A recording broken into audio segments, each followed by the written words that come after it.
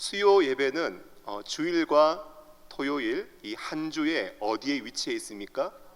가운데 또 중심에 위치해 있지요. 바라고 소망하기는 수요 예배를 드리시는 분들이 이 예배를 통하여 영적으로 건강해지고 신앙의 중심이 아주 튼튼하고 견고하게 세워지는 은혜가 있기를 다시 한번 간절히 소망하고 축복합니다. 제가 지난 시간 복음은 다시 들을 필요가 있다고 말씀을 드렸습니다. 혹시 기억하시나요? 복음은 다시 들을 필요가 있습니다. 왜 그럴까요? 복음을 들었지만 내가 복음을 잘못 이해할 수가 있습니다. 또한 내가 복음을 들었지만 그 복음을 굳게 지키지 못하고 복음을 잃어버릴 수도 있기 때문입니다. 그러나 우리가 복음을 들어야 하는, 다시 들어야 하는 가장 중요한 핵심 이유가 있다면 여러분, 우리의 구원 때문입니다. 오늘 우리가 읽은 3절 4절 그 위에 2절 말씀을 보면 너희가 만일 내가 전한 그 말을 굳게 지키고 헛되이 믿지 아니하였으면 그로 말미암아 우리가 무엇을 받아요? 구원을 받으리라. 여러분, 복음을 다시 증거하고 복음을 다시 듣는 이유, 가장 중요한 이유가 있다면 우리가 구원을 받아야 하기 때문입니다.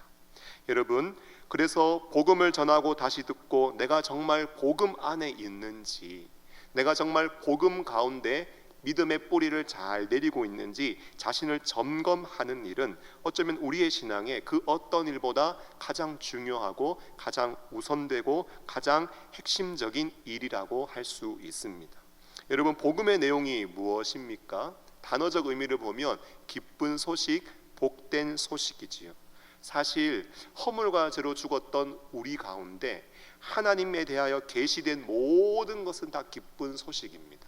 그런데요, 하나님이 우리에게 계시해 주신 이 놀라운 하나님의 말씀, 이 성경을요 쫙 눌러서 짜면 가장 핵심적인 내용 딱 한 가지가 나오는데 그 한 가지가 무엇인지 아세요? 바로 예수 그리스도, 예수님이 나오게 됩니다. 여러분, 이러한 예수님을 중심으로 복음의 핵심적인 내용 4가지를 제가 알려드렸는데 첫 번째는 무엇인가 하면 예수님의 십자가 죽음입니다. 두 번째는 예수님의 부활입니다. 이거를 어떻게 해야 돼요? 세 번째, 믿어야 합니다. 그러면 어떻게 됩니까? 우리가 구원을 받게 됩니다. 한번 따라 하실까요? 십자가 죽음, 부활, 믿음, 구원.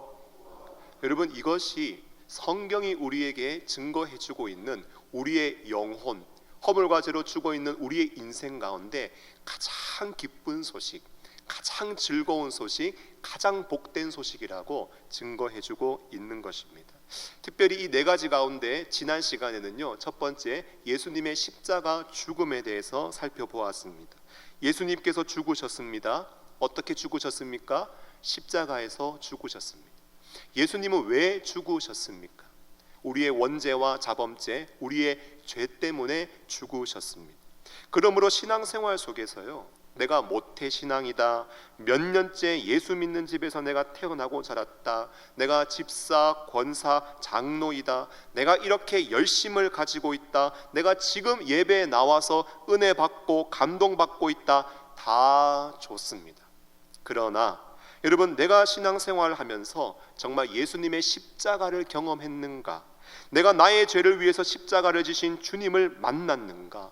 예수님의 십자가 앞에서 내 죄악을 고백하고 십자가 희생으로 놀라운 사랑과 은혜를 베푸신 주님을 믿고 구원을 받아 주님 앞에 감사와 찬송을 올려드리고 있는가? 여러분, 이것을 우리가 점검하고 확인하는 일은 우리의 신앙에 너무나 중요한 일인 것이지요. 우리의 구원과 직결되는 가장 필수적인 일입니다. 저는 간절히 바라고 소망합니다. 우리 영동중앙교회 모든 믿음의 가족들이 예수님의 십자가를 경험하고 예수님을 향한 믿음과 사랑, 주님이 받으셔야 할 찬송과 경배를 영광 중에 올려드릴 수 있기를 간절히 소원합니다. 오늘은요, 예수님의 부활, 다시 살아나신 예수님에 대해서 여러분들과 함께 말씀을 나누고자 합니다. 예수님이 우리를 죄를 대속하여 죽으신 그 십자가의 죽음도 기쁜 소식이지만 죽음 가운데서 예수님이 다시 살아나셨다라는 것, 예수님의 부활도 우리에게는 기쁜 소식입니다. 왜 예수님의 부활이 기쁜 소식일까요? 한 세 가지 이유를 살피면서 부활을 믿는 자는 어떠한 삶을 살아가야 하는지 여러분들과 함께 말씀을 나누고자 합니다. 첫째로, 예수님의 부활은 우리의 중생의 보증이 됩니다. 여러분, 무엇이 된다고요? 예수님의 부활은 우리의 중생, 우리의 거듭남, 리본, 본 어게인, 다시 태어남에 믿음만한 책임 있는 확실한 증명이 된다라는 것입니다. 여러분, 에베소서 2장 1절을 보면 그는 허물과 죄로 죽었던 너희를 살리셨도다 말씀하고 있습니다. 내가 예수님을 믿고 구원받고 생명을 얻어 살아있는데 그러한 구원과 영생과 생명을 얻기 전 나의 영적인 상태가 어떠한가? 허물과 죄로 죽었던 너희라고 말씀하고 있습니다. 여러분, 허물과 죄로 살았어요? 죽었어요? 죽었다는 거예요. 시제를 보면 과거 완료입니다. 죽을 것이다, 점점 죽어가고 있다, 살 까망이 없다, 살 소망이 끊어졌다, 아니에요. 죽었던 너희, 이미 죽었고요, 이미 완료되었고 이미 끝났습니다.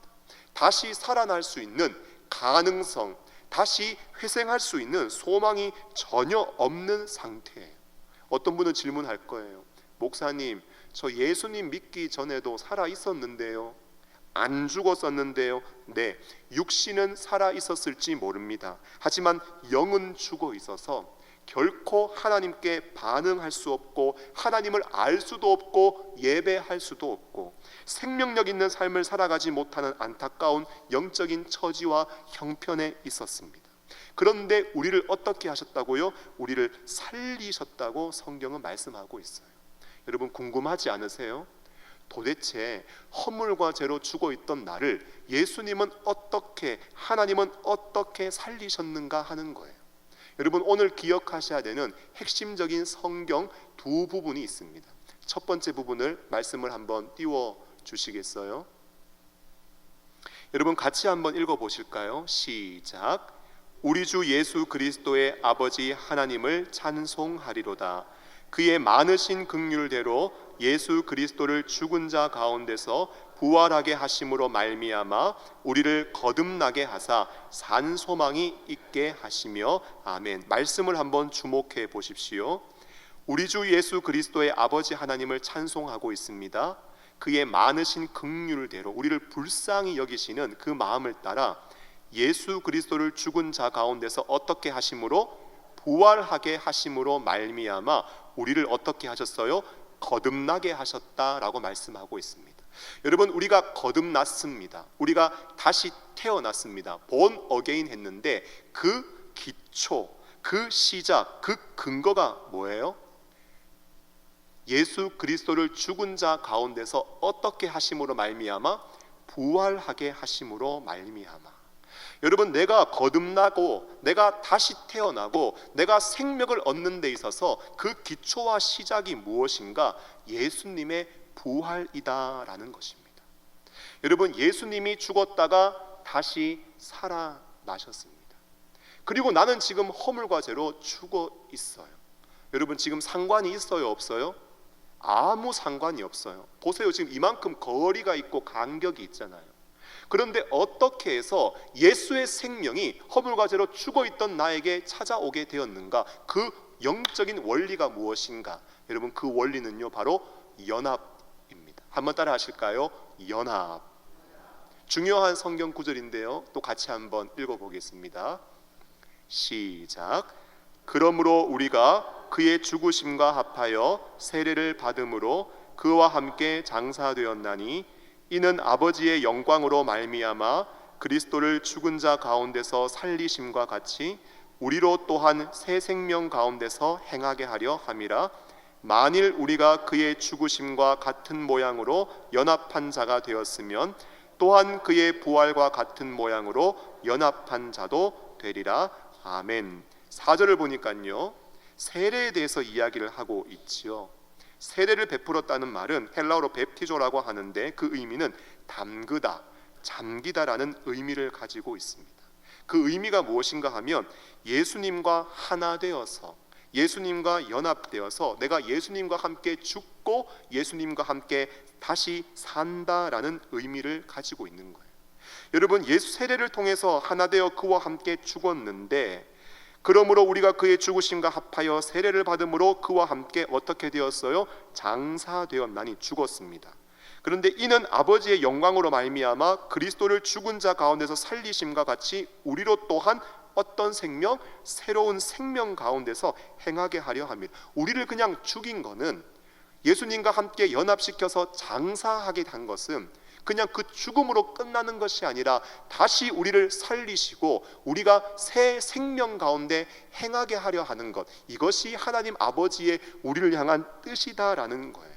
그러면서 5절은 무엇을 말씀하는가? 만일 우리가 그의 죽으심과 같은 모양으로 연합한 자가 되었다면, 내가 예수님을 믿어서 예수님을 영접하여서 그분과 연합되고 하나 되어 내가 십자가에 같이 못 박히고 죽은 자가 되었다면, 부활은요, 자동이에요, 수동이에요? 부활은요, 수동이 아니라 자동이라는 거예요. 내가 예수님의 죽으심과 연합이 되었다면 부활 또한 어떻게 돼요? 연합되고 부활 또한 나의 것이 된다라는 것입니다. 여러분 보세요. 예수님이 죽으셨다가 다시 살아나셨습니다. 나는 어떤 형편이었어요? 허물과 죄로 죽어 있던 상태였어요. 거리가 있어요, 없어요? 거리가 있지요. 그런데 이거를 어떻게 하셨습니까? 연합하도록, 하나가 되도록. 여러분, 내가 마음의 문을 활짝 열고 예수님을 영접하고 예수님을 믿고 성령 하나님의 역사하심 가운데 내가 그리스도와 하나가 될 수 있도록, 여러분, 하나님께서 놀라운 은혜와 역사를 베풀어 주셨다는 사실입니다. 여러분 믿으십니까? 그러므로 부활은요, 그냥 단순히 예수님이 죽었다가 살아나신, 여러분, 이 사실에만 멈추고 있는 게 아니에요. 그리고 예수님은 예시고 나는 노시고, 예수님과 나하고 아무 상관없는 이야기가 아니에요. 내가 거듭나고 내가 새 생명을 얻고 내가 born again, 다시 태어나게 된 것은 여러분 무엇 때문에? 예수님이 죽었다가 살아나셨기 때문에, 그리고 그 예수님의 부활 생명을 하나님께서 나에게 주셨기 때문에, 여러분, 우리가 거듭나고 다시 태어나게 된 것은 여러분 우리의 힘이, 우리의 능이 아니라 예수님이 다시 살아나셨고 하나님이 그 부활의 생명을 우리에게 주셨기 때문에 우리는 다시 거듭날 수 있는, 새롭게 태어날 수 있는 그런 놀라운 은혜를 공급받게 된 것입니다. 여러분 믿으십니까? 그러므로 여러분, 예수님의 부활은 나의 중생의 보증이 되는 거예요. 그러므로 예수님의 다시 사심은 나에게 너무나 기쁜 소식이 되는 것입니다. 여러분, 사람이 거듭난다, 사람이 다시 태어난다, 여러분 이것은요 결코 사람의 힘과 능력으로 할 수 있는 것이 아닙니다. 여러분 혹시 밤중에, 캄캄한 밤에 두벅두벅 누가 볼까봐 조용히 걸어와서 예수님을 찾아와 거듭남에 대하여 질문한 사람을 혹시 아세요? 그 사람의 이름은 니고데모입니다. 여러분 니고데모 아시지요? 여러분 니고데모는 바리새인이에요. 율법에 정통한 랍비예요. 70인의 의원과 대제사장이 의장으로 구성되어져 있는 유대 최고 중앙 의결 기구이자 최고 재판소이기도 한 사내들인 공회의 공회원입니다. 분주한 낮 시간을 피해서 예수님과 깊이 있는 대화를 나누기 위해서 밤중에 왔는지 사람의 눈을 피하기 위해서 찾아왔는지는 모르지만 한밤중에 니고데모가 예수님을 찾아왔습니다. 그리고는 이렇게 질문하지요. 말씀을 한번 보여주실래요? 같이 한번 읽어보겠습니다. 시작. 그가 밤에 예수께 와서 이르되 랍비여, 우리가 당신은 하나님께로부터 오신 선생인 줄 아나이다. 하나님이 함께 하시지 아니하시면 당신이 행하시는 이 표적을 아무도 할 수 없음이니이다. 니고데모가 예수님께 질문합니다. 보세요. 랍비여라고 말하지요. 여러분, 당시의 랍비는요 두 가지 조건이 필요합니다. 정식 랍비가 될 수 있는 정규 교육을 받아야 됩니다. 예수님 받았어요? 안 받았어요? 예수님 안 받았어요. 당시 랍비는요 40세 이상이 되어야 합니다. 예수님 몇 살이에요? 이제 30살 지나고 공생이 시작했잖아요. 40살이 안 되었어요. 그런데 니고데모가 예수님께 고백하는 말은 랍비요. 여러분 30살 정도밖에 되지 않은 예수님께 랍비라고 칭한 것은 매우 이례적인 일입니다. 아마도 니고데모의 마음속에 예수님께서는 영적인 진리를 소유하고 있다라는 사실을 여러분 마음속으로 인정하고 있었던 것 같아요. 그러나 이어지는 말씀을 보세요. 우리가 당신은 하나님께로부터 오신 선생인 줄을 아나이다. 하나님이 함께 하시지 아니하시면 당신이 행하시는 이 표적을 아무도 할 수 없음이니이다. 예수님을 조금 특별한, 다른 사람들과는 다른 특별한 사람으로 이해하기는 했어도 예수님 안에 있는 그 놀라운 신적인 능력, 예수님의 신성을 보지 못했고 예수님은 메시아라는 사실을 알지 못했습니다. 그저 구약의 선지자 중에 한 사람과 같은 존재로 여겼고 예수님에 대하여 제한된 인식을 가지고 있고 중생의 원리를 이해하지 못하는 영적인 무지와 영적인 한계가 있었습니다. 여러분 그에게 하신 예수님의 말씀이 무엇입니까? 말씀을 같이 한번 읽어보실까요? 시작. 예수께서 대답하여 이르시되 진실로 진실로 내게 이르노니 사람이 거듭나지 아니하면 하나님의 나라를 볼 수 없느니라. 아멘. 여러분 예수님이 니고데모에게 무슨 이야기를 꺼내시는가 하면 거듭남의 이야기를 하십니다. 왠지 아세요? 여러분 니고데모를 한번 생각해 보세요. 그한테 돈이 없어요. 니고데모 돈 많아요. 여러분 니고데모의 건강이 없을까요? 니고데모 건강해요. 좋은 거 만난 거 많이 먹고 다녔을 거예요. 여러분 니고데모에게 명예가 없어요. 그가 사내들인 공회원이라니까요. 여러분 재산도 있고 건강도 있고 명예도 있고 다 있지만 니고데모에게 부족한 것이 하나 있는데 아직 그가 거듭나지 못했다라는 거예요. 다시 태어나지 못했고 예수님 안에 있는 새 생명을 그는 얻지 못했다라는 것입니다. 여러분 거듭이라는 번역된 이 헬라어 아노덴이라는 말은요 장소와 시간을 가리키는 부사입니다. 여러분 두 가지 의미가 있죠. 장소를 가르치면 그 의미가 뭔지 아세요? 어디 장소를 의미하는지 아세요? 위를 의미합니다. 위로부터라는 말이에요. 시간을 가리키면 그 의미가 무엇인지 아세요? 다시라는 의미를 가지고 있습니다. 그러므로 거듭 태어난다라는 것은요 위로부터 태어난다라는 의미가 되기도 하고 거듭 태어난다라는 것은 다시 태어난다라는 의미를 가지기도 합니다. 합치면 어떻게 돼요? 위로부터 다시 태어나는 것, 여러분 이게 거듭 태어난다라는 거예요. 여러분 사람이 다시 태어나는 것 결코 우리의 힘으로 할 수 있는 게 아니에요. 신앙 배경이 화려하다고 해서 내가 열심히 있다고 해서 교회의 직분을 받았다고 해서 여러분 사람이 다시 태어나는가? 그것으로 사람이 다시 태어날 수 있는 게 아니라니까요. 여러분 사람이 다시 태어나는 것은 바로 하나님이 하시는 일이신 줄로 믿습니다.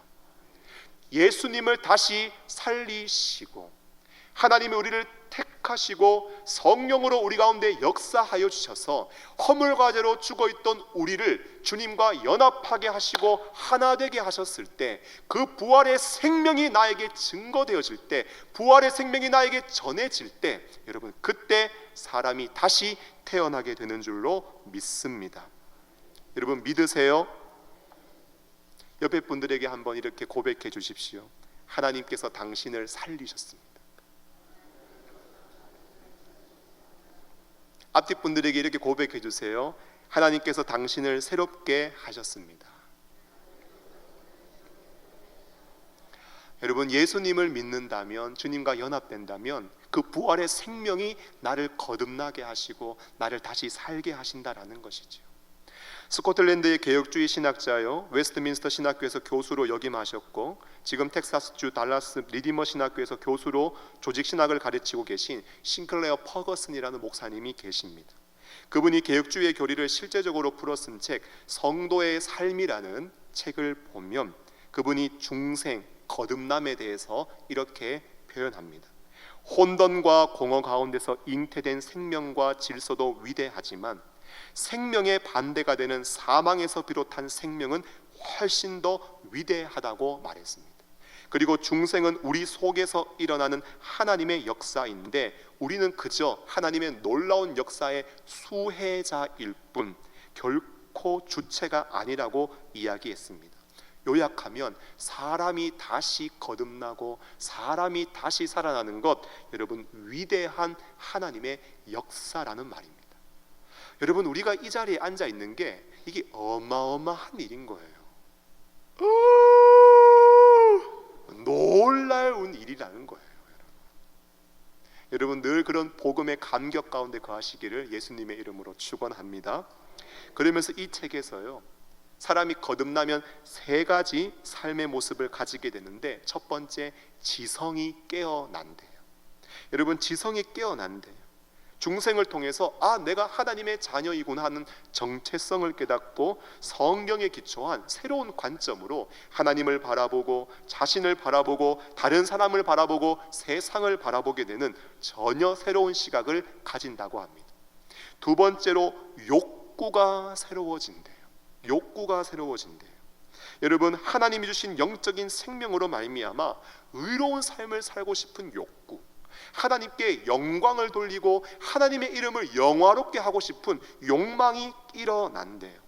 하나님 예배하고 싶대요. 하나님의 진리를 알고 싶대요. 어떻게든지 내 시간과 건강과 내 삶을 들여서 하나님 나라를 섬기고 싶고 주님을 사랑하며 주께 영광을 돌리고 싶은 열망이 마음 가운데 가득가득 일어난대요.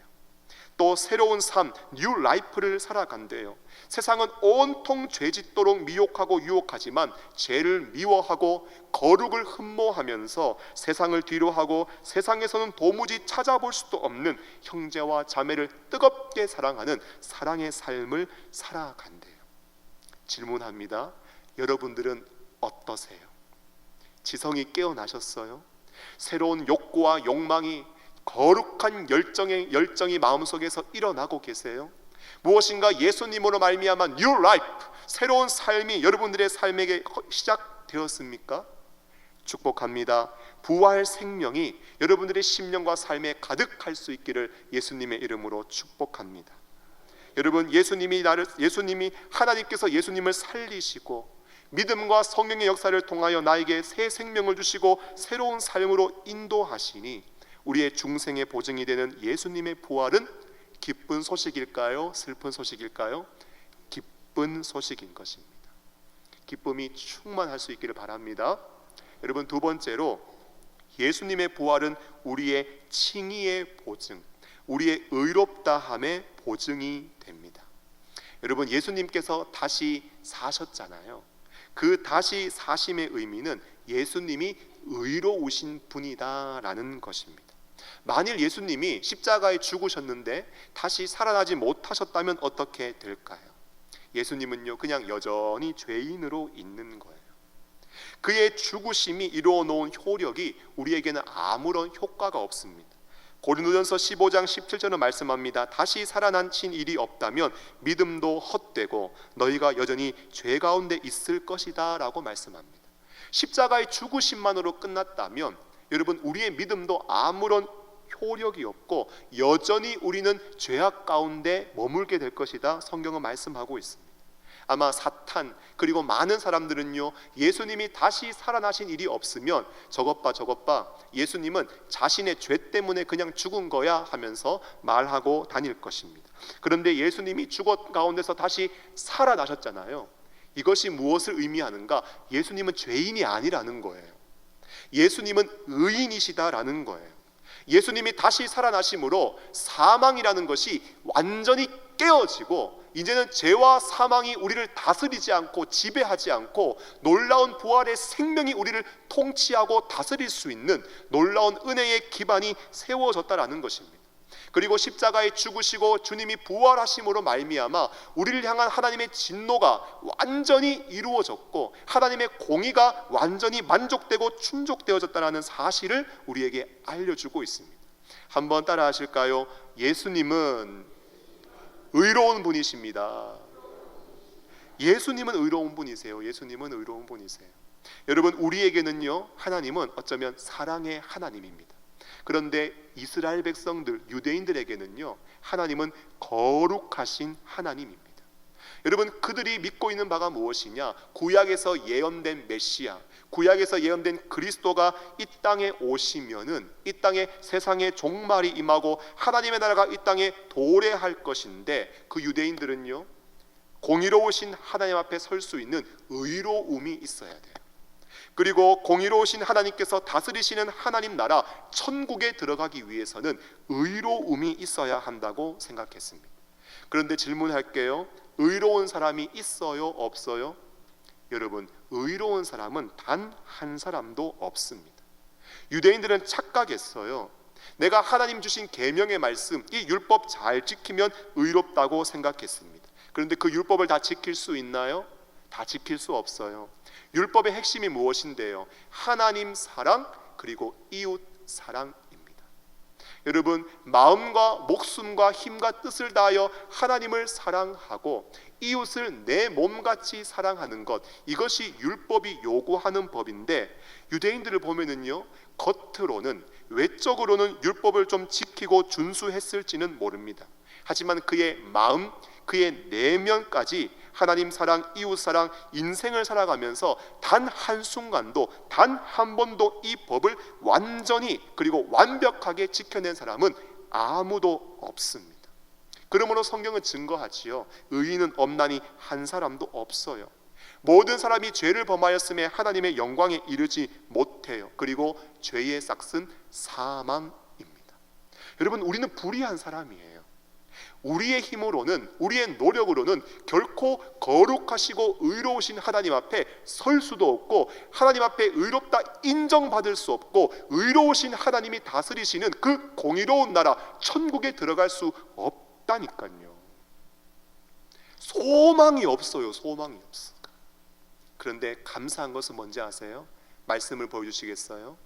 하나님의 의가 나타났습니다. 여러분, 두 구절의 말씀인데요, 한번 읽어보실까요? 시작. 복음에는 하나님의 의가 나타나서 믿음으로 믿음에 이르게 하나니 기록된 바 오직 의인은 믿음으로 말미암아 살리라 함과 같으니라. 이제는 율법 외에 하나님의 한 의가 나타났으니 율법과 선지자들에게 증거를 받은 것이라. 아멘. 여러분, 말씀을 보니까 동일한 단어가 있습니다. 어떤 단어인지 아세요? 하나님의 의가 나타났다라는 거예요. 나는 불의하고 의로우신 하나님 앞에 설 수 없는데 하나님의 의가 나타났대요. 여러분, 그러면 그 의를 내가 소유해야 될까요? 놓쳐버려야 될까요? 여러분, 반드시 그 의를 붙잡아야 하고 소유해야 됩니다. 그런데 하나님의 의는 누구인가요? 그 의는 예수 그리스도입니다. 여러분, 예수님은 이 땅에 태어나실 때 성령으로 잉태되셨기 때문에 예수님은 죄가 없는 의인으로 태어나셨습니다. 이 땅을 사시면서도요, 율법의 기준에 의하여 하나님 사랑, 이웃 사랑, 외적을 뿐만 아니라 내면까지도 한순간도, 단 한 번도 하나님 사랑하지 않은 적이 없고 이웃을 사랑하지 않은 적이 없습니다. 여러분, 우리를 구원하시기 위하여 십자가에 못 박히는 것이 예수님을 향한 하나님의 뜻이었는데 피하고 싶었지요. 그러나 이 잔을 내게서 옮겨달라고 기도했지만 결국 어떻게 했어요? 죽음까지도 하나님의 뜻 가운데 순종하여서 죄 짓지 아니하시고 의로움을 지키시고 보존하신 분이, 죽기까지 순종하신 분이 우리 예수님이세요. 그리고 예수님이 죽으신 다음에 다시 살아나시고 부활하심으로 말미암아 예수님은 죄인이에요, 의인이에요? 예수님은 의인이시라는 것이 드러나게 되었습니다. 여러분, 우리는 불의하지만 오직 유일한 의로우신 분이 딱 한 분 계신데, 우리에게 하나님 앞에 설 수 있는 그 의로움을 주시는 분이 딱 한 분 계신데, 그분이 누구예요? 예수님이라는 거예요. 그러니 예수님을 믿어야 되겠어요? 안 믿어야 되겠어요? 예수님을 믿고 예수님 붙잡아야 하는 것이지요. 그러면 그 의로움은 내가 어떻게 얻을 수 있을까요? 여러분, 원리는 동일합니다. 죽었다가 다시 살아나심으로 예수님은 생명이 되셨고, 죽었다가 다시 살아나심으로 예수님은 의로운 분이셨는데 우리는 어떤 존재였어요? 허물과 죄로 죽어있는 불의한 존재였습니다. 여러분, 어떻게 그 하나님의 의가 나에게 올 수 있어요? 원리는 동일합니다. 연합입니다. 내가 주님을 믿을 때 주님과 하나 될 때, 주님과 연합될 때 그 주님의 의로움이 나에게 오게 되는 것입니다. 여러분 믿으십니까? 그런데 우리가 기억하셔야 될 게 있어요. 제가 이 이야기를 하니까요, 어떤 성도님들이 좀 충격을 받으시더라고요. 여러분, 의로우신 예수님을 믿을 때에 예수님은 우리에게 뭘 주세요? 의롭다함을 주시잖아요. 의를 주시잖아요. 그런데 우리는 뭐만 드리는 줄 아세요?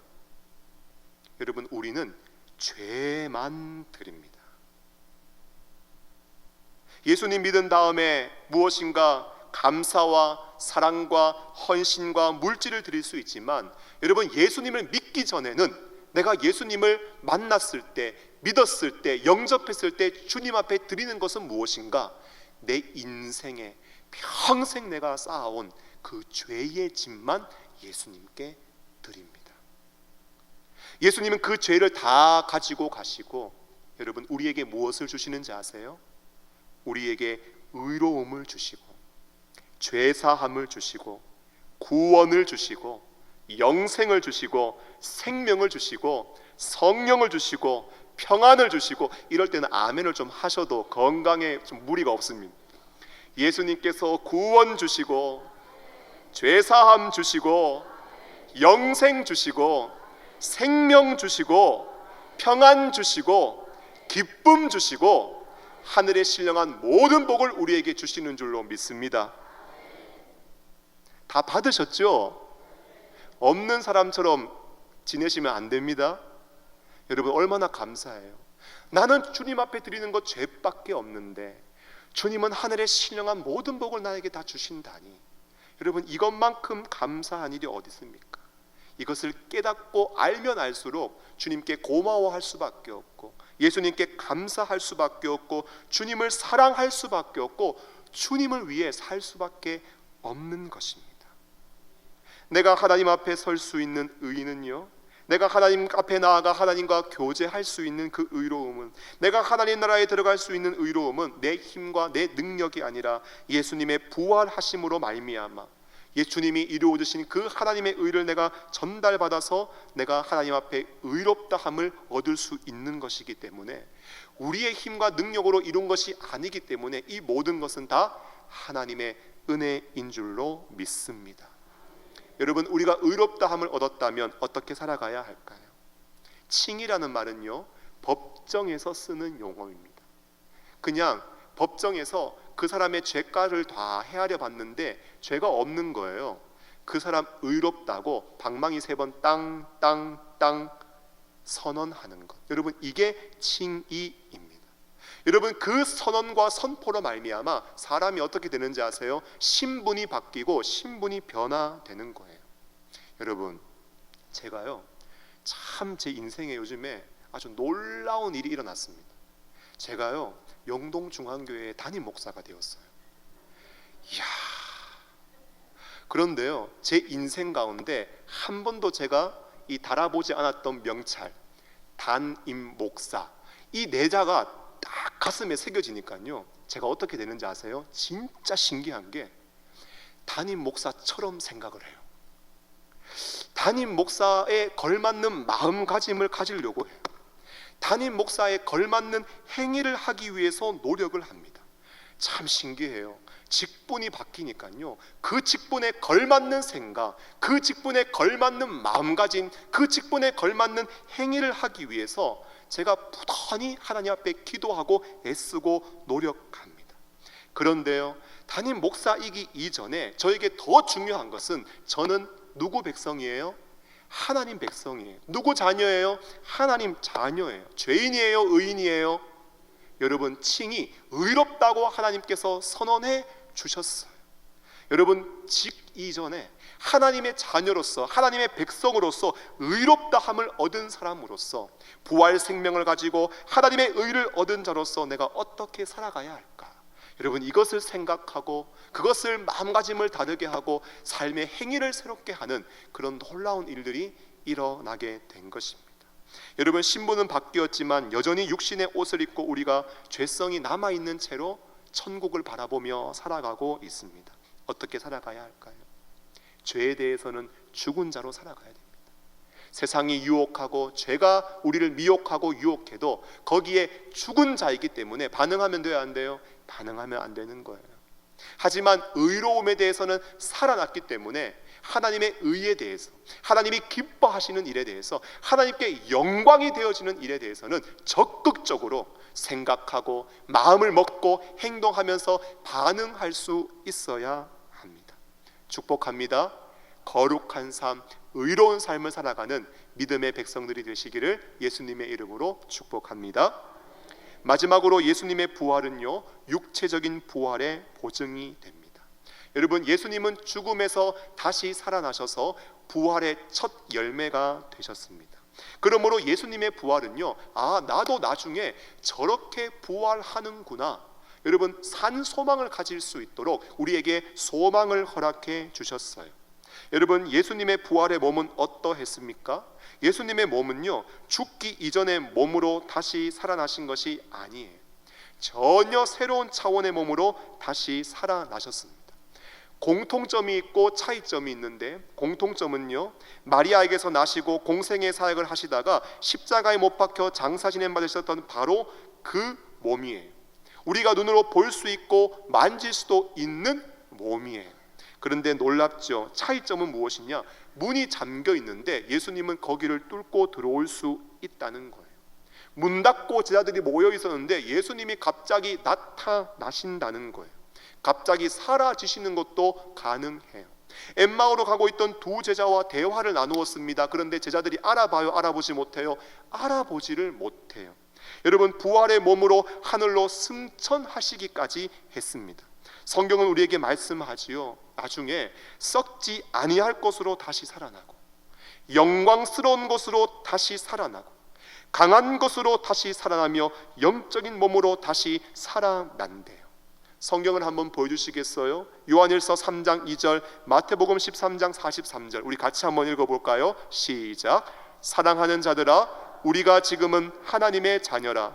장래에 어떻게 될지는 아직 나타나지 아니하였으나 그가 나타나시면 우리가 그와 같을 줄을 아는 것은 그의 참모습 그대로 볼 것이기 때문이니. 마태복음입니다. 그때의 의인들은 자기 아버지 나라에서 해와 같이 빛나리라. 귀 있는 자는 들으라. 아멘. 여러분, 말씀을 보세요. 그가 나타나시면 우리가 누구와 같대요? 예수님과 같을 줄을 안대요. 다시 부활하시고 다시 살아나신 그 영광스러운 예수님처럼 우리도 부활하게 된다라는 거예요. 그때의 의인들은 자기 아버지의 나라에서, 하나님 나라 그 천국 도상에 올라가서 무엇같이 빛나요? 해같이 빛나는 거예요. 그래서요, 나중에 하나님 나라 가서 서로 눈부셔서 눈을 못 마주칠 거니까 여러분, 이 땅에서 좀 많이 봐두세요.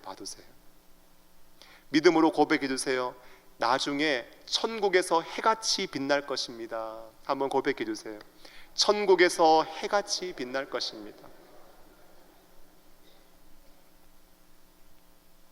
지금은 육신 가운데 연약함이 있고 질병이 자리 잡고 있고 한 해 한 해 걸어가고 주님을 섬기고 봉사하는 것이 다르지만, 옛날에는 그냥 벌떡벌떡 일어났는데 요즘은 몇 단계로 일어나세요? 옆으로 한 단계, 또 두 단계, 세 단계, 단계를 따라 올라가지만 여러분, 나중에는 그런 게 없어요. 영광스러운 몸, 썩지 아니할 몸, 예수님과 같은 몸, 하나님 아버지 나라에서 해와 같이 빛날 몸으로 우리는 나중에 저 천국 도상에서 영생의 복락을 누리며 살아가게 될 것입니다. 이 땅에서 좀 육신 가운데 어려움이 있고 삶 속에 힘듦과 고난이 있다 할지라도 잘 참고 인내하시기를 소원합니다. 나중에 부활할 것을 생각하면서, 나중에 부활할 거니까 지금 이 땅에서는 내 마음대로 살겠다, 아니에요.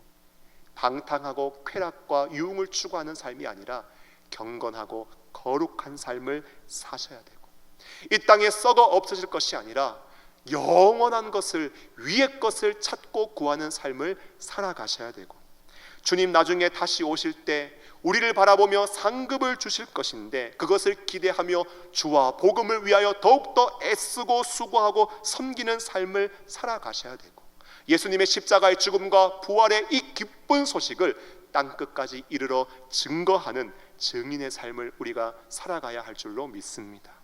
말씀을 맺습니다. 다시 살아나신 예수님의 부활은 우리에게 기쁜 소식입니다. 예수님이 다시 살아나셨기 때문에 우리가 생명 얻었고, 예수님께서 다시 살아나셨기 때문에 우리가 의롭다 함을 얻었고, 예수님이 다시 살아나셨기 때문에 부활의 산 소망을 우리가 가지게 되었습니다.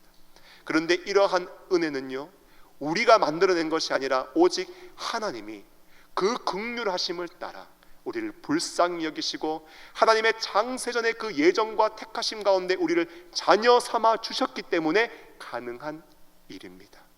이 놀라운 기적과 이 놀라운 은혜와 이 감격을 항상 가슴에 새기고 생명력 있는 삶, 의로운 삶, 부활의 산 소망을 가진 소망의 사람들로 이 땅을 힘있게 살아가시기를 예수님의 이름으로 축원합니다.